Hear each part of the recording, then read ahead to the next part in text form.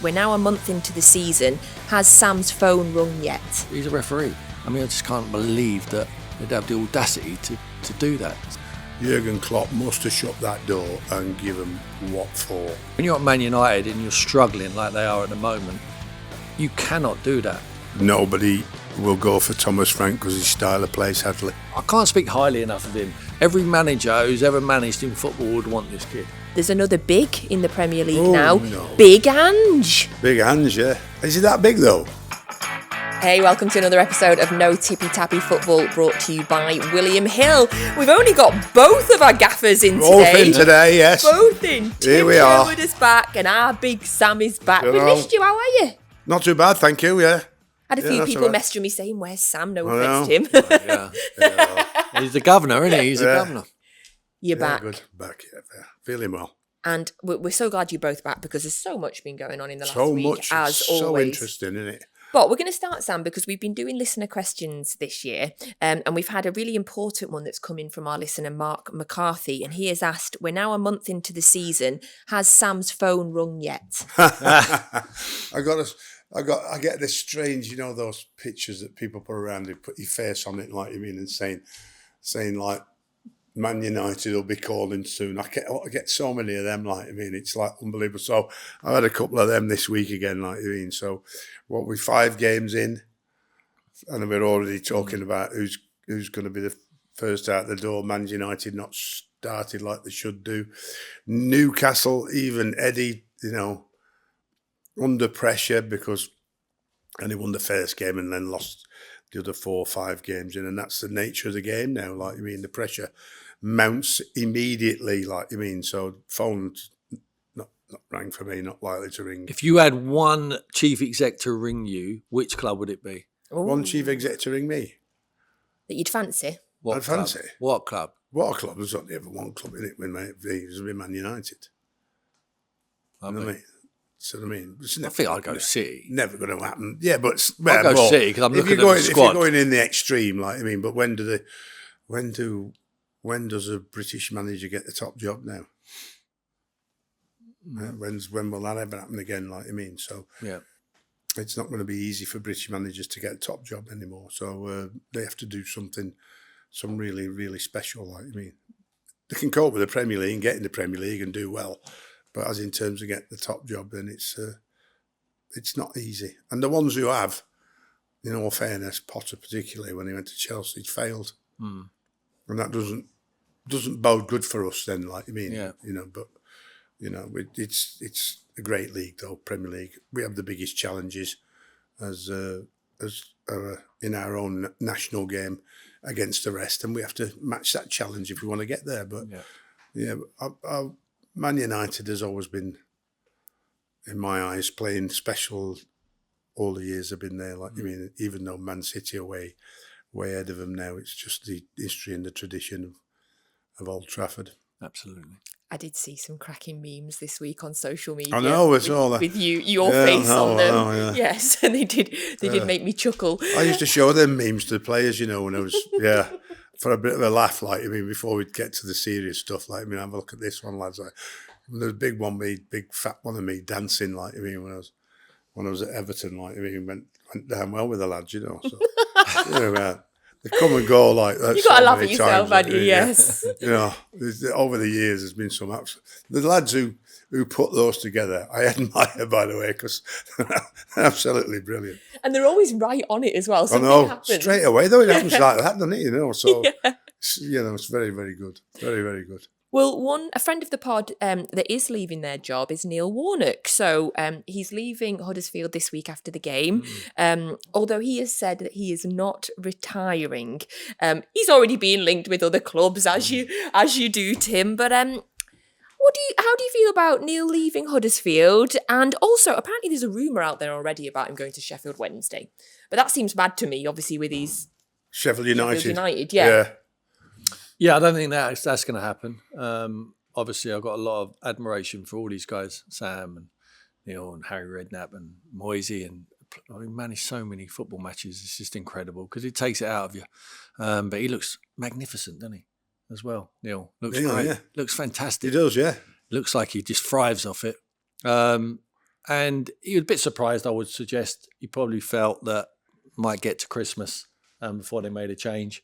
But they obviously got someone lined up. That's how it works. He knows that because he's been in that position before himself as a manager trying to get back in. I'm sure if he wants to go back to work, there'd be plenty of clubs want to give him the job.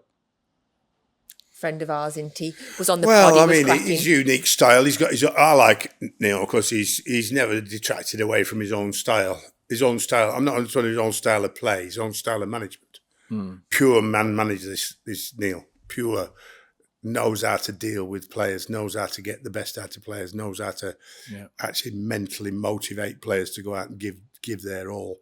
And obviously with the rest of his backroom staff that he sticks with loyally, they know him. They put it together and work with in very difficult circumstances. When it's always a club that's struggling, a bit like myself, they're the hardest circumstances that you actually work in when you go in mid-season and then down in the bottom of the league, like you mean. So, but he's a great character. Characters are always have. I think should always have a big part in the game. We should, embrace the characters that we have, and he is one of those. And his proven track record has stood him in great stead for many years. Probably his only disappointment not at the top enough, not in the Premier League enough. Yeah. Best of wishes to Neil, obviously, Best whatever he does next. So things that have been going on in football this week. Paul Heckingbottom apparently has said that the referee was telling Sheffield United's goalkeeper to go long to avoid getting in trouble for time wasting. Mad. Have either of you ever had any experience of a referee saying something to you during a game like that? No, and I can't believe that actually happened. I mean, I'm not saying he's a liar, but I cannot believe a referee would go to a goalkeeper and tell him how he needs to play. I can understand him saying speed it up, get the ball in play, but not you need to go long. I think that's what he said. Absolutely. Stop tippy-tappying it around the back there. Get it long. He can't. He's a coach. He's a referee. I mean, I just can't believe that they'd have the audacity to do that. So they need to investigate that. I just think there's an overemphasis on speeding the play up. At times it goes far too quick anyway. And it can distract from the quality of the football. Yeah, because time and space is everything. To find time and space, which allows you to play the way you want to play, like you mean. And when we keep speeding everybody up, you know what I mean. And the goalkeeper has to be an outfield player now, and that's me not even complaining about VAR yet. Oh, which Sam, is it's just, it's just gone, and here we go again, and I have to say, Howard will stick up for it because he's got to understand it, and he will tell us that the percentage of what VAR's done is way up there and all that. But unless we can, and this is a big statement, unless we can internally police them and find out if it really is happening. I'm not saying they're cheating or they're not. They never would do and never even think about it, but they will protect. And they do need some protection, to be fair, because they do get a lot of... But I would say, discussions on what is or isn't. I mean, I used to combine decisions together. I mean, Keith agitated me because I combined the decisions together and then sent them to Keith Hackett and said, well, why is that a penalty? Why is that one not? Why is this a comparison? Why is that a booking? Why is that one not? Why is this one? So all this stuff about consistency, and a lot of what I found was I have to accept that because there were different referees. Yeah. So what I used to do is I used to do the referee himself and say, well, he did that decision. Did that, they did that decision in that. And then how come we've got that 3 bookings here and no bookings there? How come that's a free kick, that's not a free kick? And the similarities when they're matched together, because when you took them in isolation, you can say the referee's right. When you put them together and then you drop the next one in that's almost exactly the same as the one before, and you go, well, just a minute, like you mean. So, but I mean, that brought... I think helped Keith because he brought better systems in. he used Pro Zone, which they weren't using before, and he actually taught it up, which I was pleased about in the end, because it was only trying to get the right decisions, because we used to have all this referees that are not great for you when you're bottom of the league, and when the big team is at Old Trafford, what sort of decisions do they make for you? And that is always one that you were wary about when it comes to, can you get a result at that football club, and what has happened to you to take that result away? If it's your own fault and you've done the wrong things as manager, or the players have done the wrong things, well, what's hard to take is when the referee takes it away. Yeah. When you're right on the edge of a very, very, very, very big decision for staying in the league.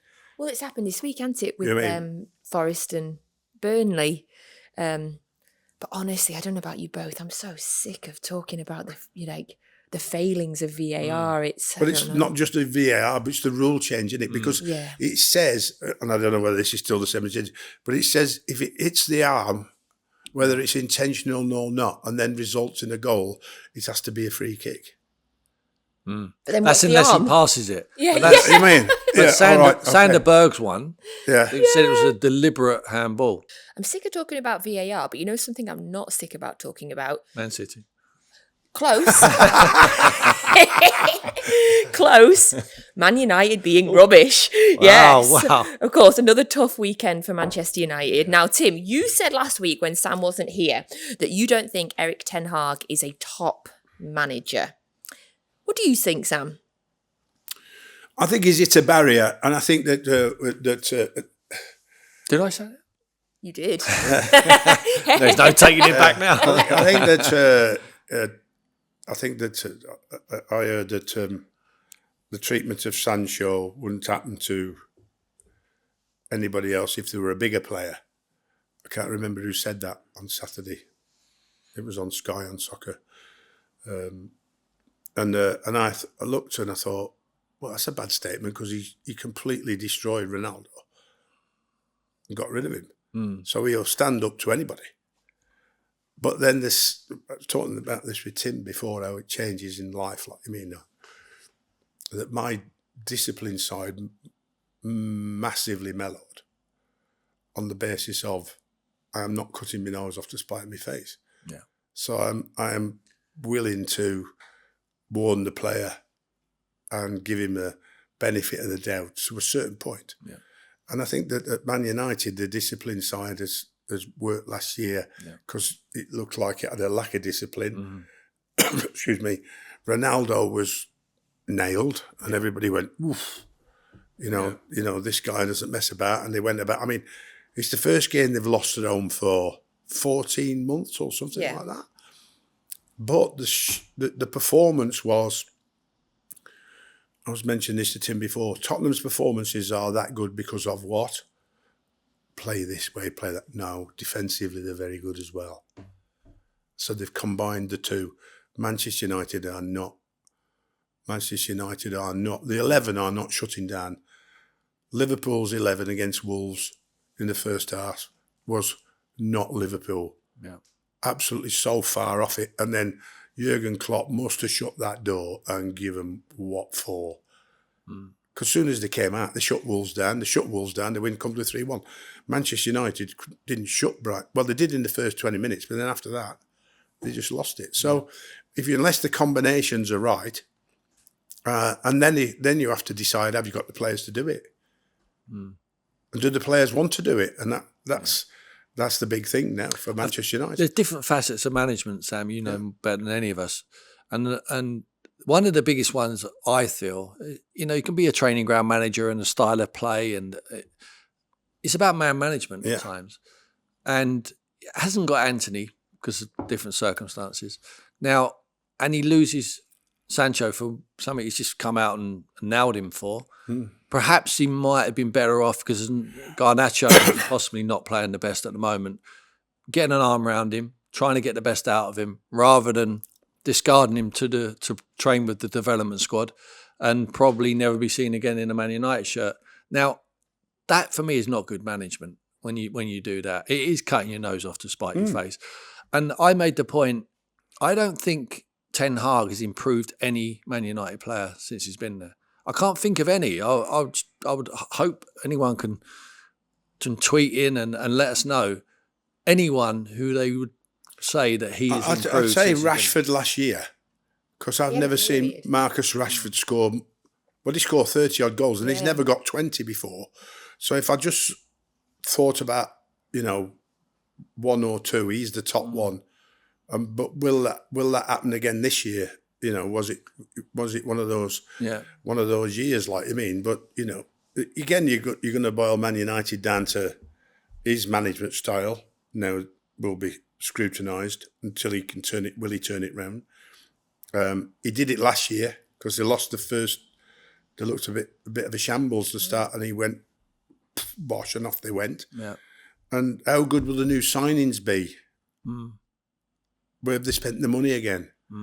Because there's big question marks about Anthony and before.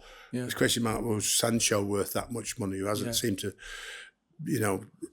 pay off again. Like I mean, that's the big question. Well, Sancho's not his problem, I mean? is he? I mean, No. it's his problem because he's inherited Yeah. the player. But Anthony's someone he knows and he's worked with, so there's no excuse for that one. No. When you're spending that amount of money, you Not at need to all. be bringing the kid in. You need to be sure that he can do the job.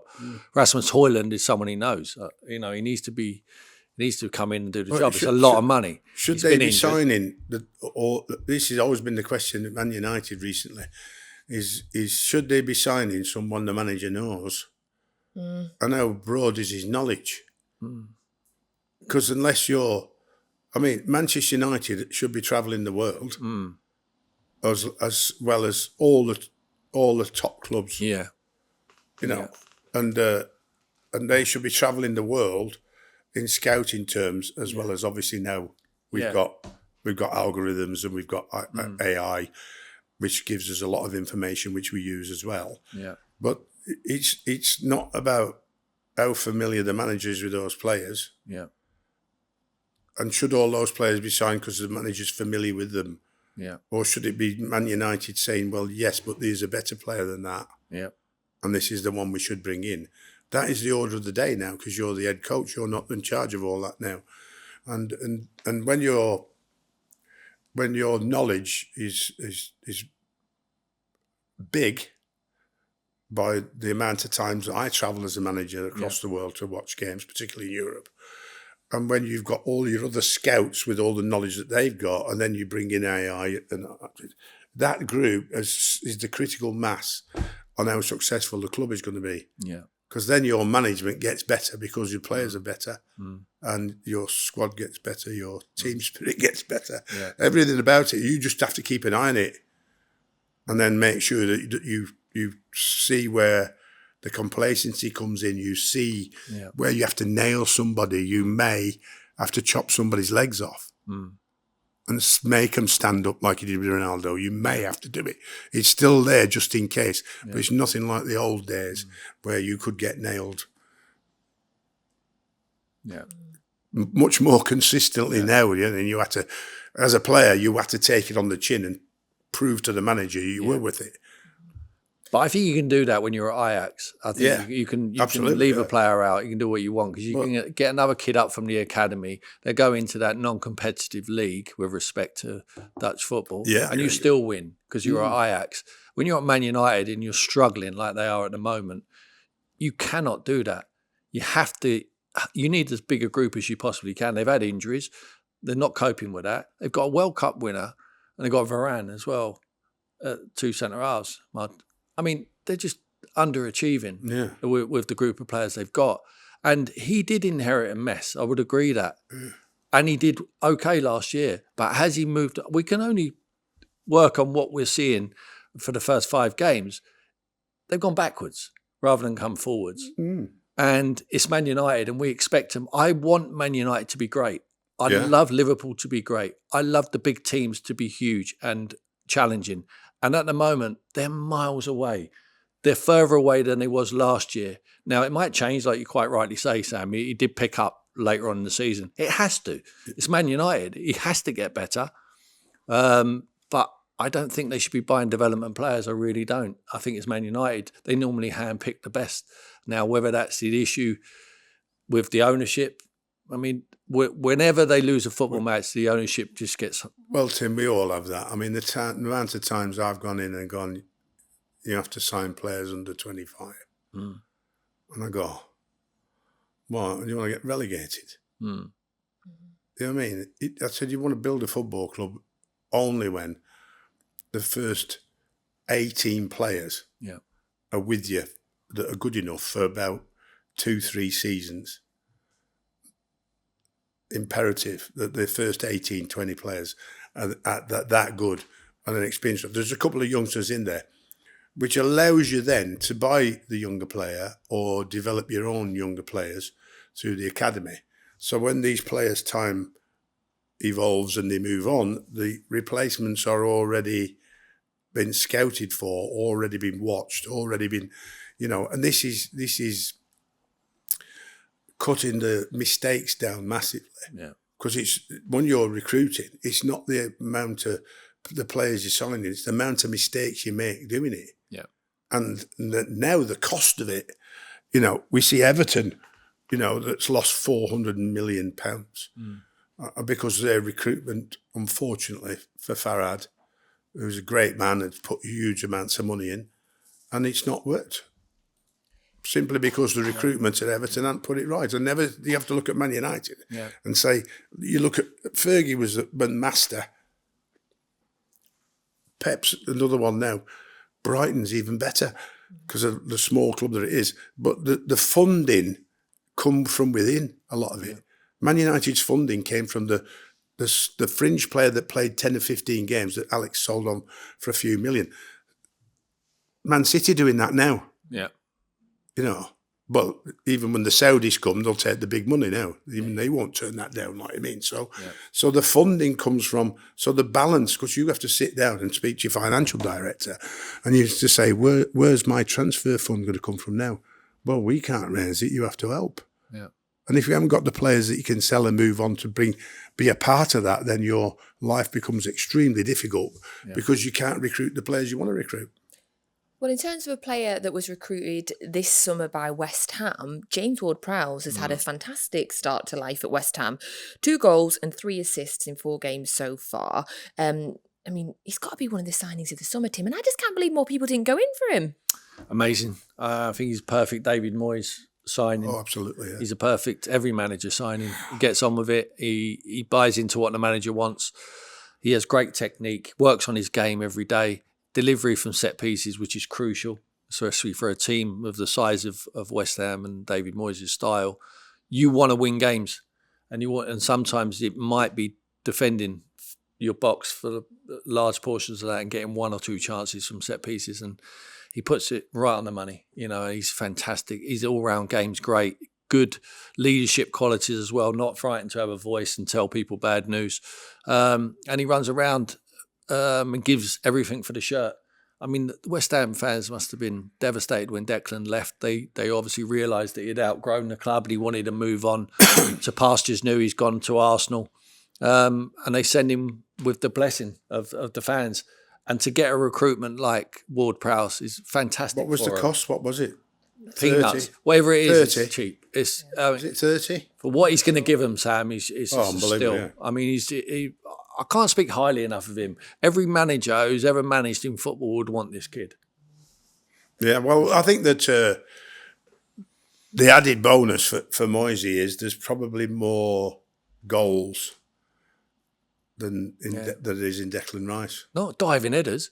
Well, what about his goal at the weekend? Yeah. I mean, you know what I mean? So maybe the overall play is not quite as good as Declan's in terms of when the ball's in play, but when you take isolated instances like free kicks, the quality of ball he puts in corners and wide free kicks, the fact that he doesn't miss a penalty by the looks of it if it's a penalty, the fact he scores a few more goals in the season in a struggling side than Declan did. Yeah. He's really turned out to be an absolute bargain in terms of that replacement, and I hope it continues to to be successful for West Ham. I like seeing West Ham do so well. In terms of another good signing, although a good signing that has taken a year to settle, Bissouma last summer obviously signed for Spurs for 30 million. Had a tough year last year, but all of a sudden this season, Tim, that looks like a bargain. Outstanding. I think Postecoglou's got to get all the credit for that because he's all of a sudden put the arm around the boy and said, fresh start, no matter what the managers previously felt of you. This is the way we're going to play. I think it will suit your style. I want you to play with a lot of freedom. I want you to drift with the ball like he does. He goes through the holes. It's all right passing it through lines. This boy moves through lines and drives with it, dribbles, sees a pass, wins the ball back, works hard for the team, really enjoying his play. Fans are loving him at the moment, whereas if you asked them at the end of last season, they would have said, we can't get rid of him. I mean, he was a fantastic player at Brighton, and we talked about players who leave Brighton and go to bigger clubs, and it takes some time. This boy's alive now. Fantastic. For me, I mean, it's a big statement because Casado's gone for a lot of money, but I think he's got more to his game than Casado. Bissouma was always the one. Casado's a lot younger, but I just believe he has more facets to his game. I really do. Yeah. How do you rate him, Sam? Well, I think as said before, I watched him in his last game against Leeds when I was there last season. And they thrashed us on the day. So, I mean, he was a part of that ability that you saw and thought, well, one season in, new manager brings the best out of him, knows what Tottenham is now. Yeah. To ask a player to move, and everybody expects that they're going to move into a new football club and be what they were at the previous football club.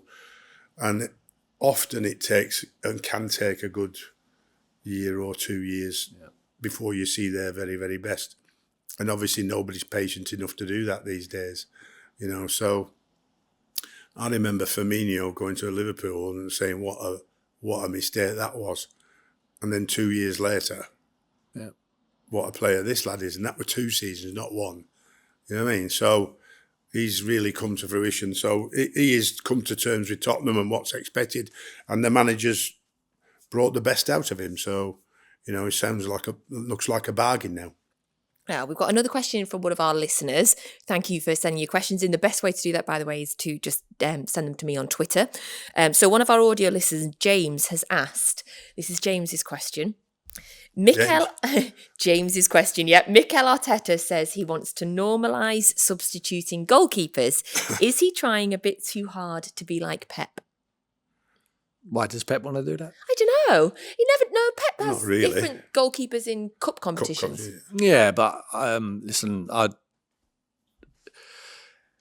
the game's evolving, but it's been evolving for many, many years and no one's ever done it. So you've got to ask the question, why has anyone never done it? I just don't, I'm not sure. I mean, you would have to obviously have 3 goalkeepers, wouldn't you, in your match day squad? You have to have 1 and 2 on the bench because it's the only way it can work. Because what about if you change one at half time and then someone gets injured, you can't put an outfield player back on. So in your goal, that'd be stupid. So I've got to give that a little bit more thought, but it's not really something I would do. I think goalies are the most difficult subjects mentally to keep a hold of. Because if you've got a number 2, you have to know he can handle being number 2. And many a good goalkeepers end up number 2 and falling apart. So you need to find somebody that's mentally good enough, who is capable when needed to go and step in and be his best. That's how important your number 2 is. Because they can get so downhearted by keep training every week. So we all understand about putting them in the cup matches. That's a necessity to give him and then to prove himself, he might be better than the goalie you've got, who's the number 1. But to finish, second most important player in your team is your goalie. Your first is your goal scorer, your second is your goalie. And then everybody says you build through the middle after that and round it. So if you've got a good number 1, he stays in. If you've got a number 2 to compete with, you're very lucky. Because most of the time they can't. Well, that's what he's got. Yeah. That's his dilemma, isn't it? So sooner or later, he overtakes him or he doesn't. I don't mind game to game, but in game, I can't get my head round. Yeah. I Okay. couldn't. Game to game is no problem. No I problem couldn't for be me. doing As that. long What about- That's just being too clever, isn't it? Changing him in the game. Have you ever In done it? games. Have you ever done it for Why? penalties though? Games going to penalties. Well, I understand that. If you think you've got a great penalty saver, then you'd give it a go. You know, You'd I've be seen brave. that- I'd I've be seen brave that enough done. to do it. Yeah. Great question. Thank you so much for that. It is Right. a great question. Yes, interesting, James. Thank you. Right, we are on to quickfire questions. Ooh. I'm going to try and get you to answer them. Yes. So start me More stop. quick fire. Yes, Sam. See if we can get how quick we can get through them. Could be 20 minutes. Right, it could be. That's why we call it quick fire. Right, which manager will go higher or further in the game, De Zerbi or Thomas Frank? Oh, both great managers. De Zerbi for me I think he's a superstar in the making. De Zerbi, because nobody will go for Thomas Frank because his style of play, sadly. I think he lives with that and he shouldn't live with that. He should be a top manager because he is. Great, thank you. Right, Sam, this is one directly for you. We wondered, how are you feeling? Are you upset? Are you okay with the fact that there's another big in the Premier League now? No. Big Ange. Big Ange, yeah. Is he that big though? I've never seen Ange. So you've seen him on the telly. On the telly, I don't know Sits whether he's down that there. big, like you mean. So I think sure. he's, bit robust, like I get, like you mean. whether he's as big as Big Sam, who knows? Never. No. You'll never be. Well, I might get down to see him sometime. I'll let you know. Can we get a picture, please, if you Yeah, do? sure. Okay. Does Ten Hag finish the season as Manchester United manager? Without a doubt. I think he does. Yeah, I think he does. Okay. You guys are doing really well today, but I'm quick, proud quick, of that you one for both. me, Well yeah. done. Okay. Which non-footballing sports person do you admire the most? Non-footballing. Non-footballing sports person. Current. Any you want. Any. Mine's Serena Williams, by the way. I love Serena Williams. I'm going tennis. Okay. Djokovic. Okay. What do you admire? Everything. What can't you admire? Yeah. Just phenomenal. Phenomenal. Speaks all them languages as well. Good looking. Got everything. Gutted. How old is he as well? Rich. No, he's amazing. I mean, he's just a legend. Legend. I mean, he's just so fit, and the way he gets about that court and plays on different surfaces, and just his style. He gets fueled by the criticism what he takes from the stands, where some people might crumble. Just his mentality is just incredible. For me, he's right up there. Love that, Sam. What was the question again? Which non-footballing sports person do you admire the most? What, alive? Any you want? Any? Well, it was always Muhammad Ali for me. The greatest, and always will be the greatest, and nobody will ever be greater than the man. Just both as an intellectual, considering he didn't have the best of educations when you looked into his background, and as a boxing champion, to cope with what he coped with and come back and do what he did was just never seen before and never be seen again. I hope it's seen again, because it was just, I remember my dad waking me up 2 a.m. and let me watching it. Way back in the day, like you mean, but just, well. And then watching him on Parkinson, sadly, you saw the decline over the years, but, because Michael Parkinson died recently, he was the greatest chat show host ever we've ever had. It's come up, you know what I mean? And I've watched him and gone and been, thoroughly entertained by, mind you, he did give Parkinson some stick sometime, but you mean, but he was great. I thought he was great. Love that. Thank you. Finally, last question today. It's coming from our listener, Lee Seymour. Thank you, Lee. Do City have to go unbeaten in a season to ever be known as better than Arsenal's Invincibles? I think they're great sides, both of them. The Invincibles team sometimes played not to lose a game. I don't think City will ever play not to lose a game, and that's why it will be very difficult for them to go unbeaten. Well, Arsenal playing not to lose. You know what you're saying there? Yeah. Arsenal fans will be right on your back there. I know. I agree with you. I played against them, they are. I was at Bolton, that was the biggest monstrous team, size, steel, determination, skill. It had absolutely everything, but they didn't win the Champions League, though, did they? No. Any game you wanted to play against that side, they would have Play it. anyway, couldn't they? They would have it. They have to fight. They will play the football match. Pep's team, just entertain. For me, he's the best, and I think his side are the best. So I would have to go with them. Look how big they are now, though. Huge. You go down the middle of Man City's side now, from down into midfield, down into centre backs. Rodri, Diaz. You've got big, Haaland. and the old saying in football is you've got big uns always better than a good little un, so they used to say. Yeah. But they are a lot They're bigger. proving it. They're a lot bigger than they used to be. Yeah. Thanks so much, Lee, for the question. And thank you all for joining us for Pleasure. another episode of No Tippy Tappy Football, brought to you by William Hill. Thank you, Tim. Pleasure. Great Pleasure to to see you again. Good to see you again. Thank you Natalie, so thank you very much. much. Big Sam, the only big. Try and get it on time next time, will you? Uh-oh, I've been fined. Thanks, Sam. We'll see you next week.